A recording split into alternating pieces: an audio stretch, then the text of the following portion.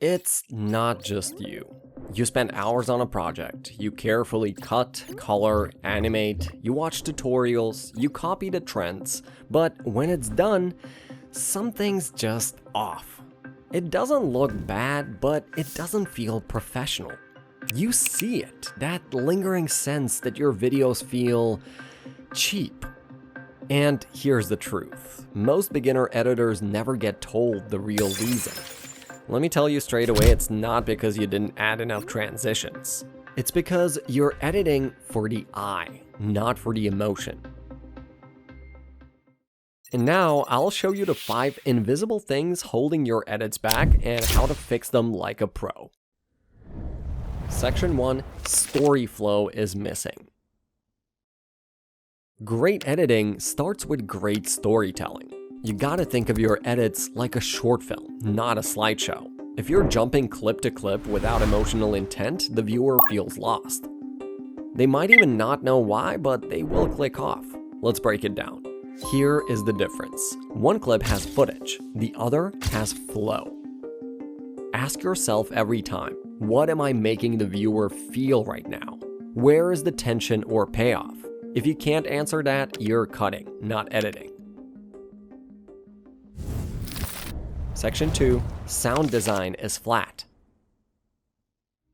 I made a whole video on sound design, so you can check it out, but I'll mention this real quick. Cheap edits often sound empty, and not because they're quiet, but because they're flat. Sound design is what makes a good edit feel real. And no, I'm not talking about blasting epic music, I'm talking about the subtle glue. The room tone, soft risers, reverb on voice, footstep syncs. These are invisible to your audience, but they're what make your edit feel expensive. Sound is literally half of the experience. If you're only editing with your eyes, your work will always feel cheap.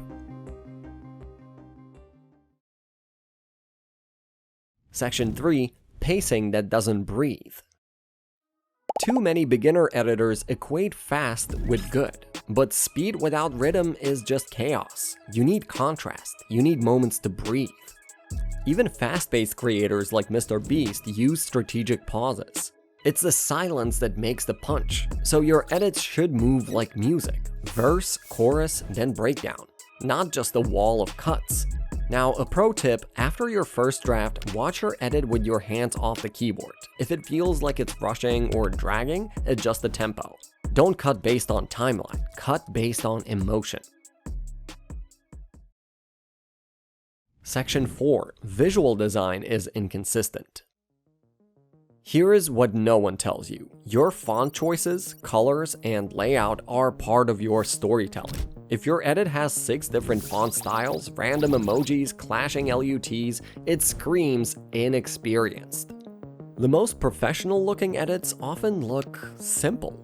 Clean color grade, 1-2 consistent fonts, minimal transitions. It's not laziness, it's intentional design. Another pro tip, before you start editing, define a style guide. 1 primary font, 2 brand colors, an LUT or grading preset, and then stick to it. Trust me, that alone will make your work look 10 times more premium. Section 5, editing without understanding audience emotion. This is the biggest mistake beginner editors make. They edit to impress, not to connect. I mean, crazy glitch effects? Cool, but does it help the story though? If your goal is to make someone feel something, keep that the North Star of your entire edit. Which one hits harder? See, less is often more, if it's intentional. Now, how to actually fix it. So if your edits feel cheap, don't just download a new pack of transitions, don't just follow the next flashy trend. Master these 5 fundamentals: story flow, sound design, pacing, visual consistency, emotional awareness.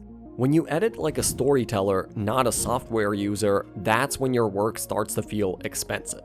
You're not just cutting clips anymore, you're building experiences. Anyway, hope this helps. If this hit home, drop us a like, subscribe for more weekly cinematic editing breakdowns, and comment what you feel.